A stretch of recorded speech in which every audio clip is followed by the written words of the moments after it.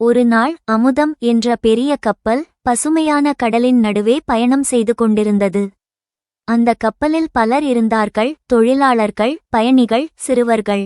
எல்லோருக்கும் புதிய இடம் செல்லும் ஆர்வம் இருந்தது. ஆனால் ஒருநாள் இரவு கடலில் கடும் புயல் வீசியது. அலைகள் பெரிதாக எழுந்தன. கப்பல் வலம் வலம் ஆடியது. பயணிகள் அனைவரும் பயந்தனர். சிலர் அழுதார்கள். சிலர் இப்போது நம்மை காப்பது கடினம் என்று நம்பிக்கையை இழந்தனர். அந்த நேரத்தில் ஒரு சிறுவன் மட்டும் சிரித்தபடி தனது ஜன்னல் வழியே கடலை பார்த்து கொண்டிருந்தான். அவனை பார்த்து கேட்டார், குழந்தா, அனைவரும் பயந்துவிட்டார்கள், நீ மட்டும் ஏன் சிரிக்கிறாய்? சிறுவன் சிரித்தபடி சொன்னான், என் அப்பா தான் இந்த கப்பலின் கேப்டன். எனவே நான் கவலைப்படவே வேண்டாம். அவர் எப்போதும் என்னை பாதுகாப்பார் என்று எனக்கு நம்பிக்கை இருக்கிறது. அந்தச் சொற்கள் கேட்டு மற்ற பயணிகளின் இதயம் தெளிந்தது.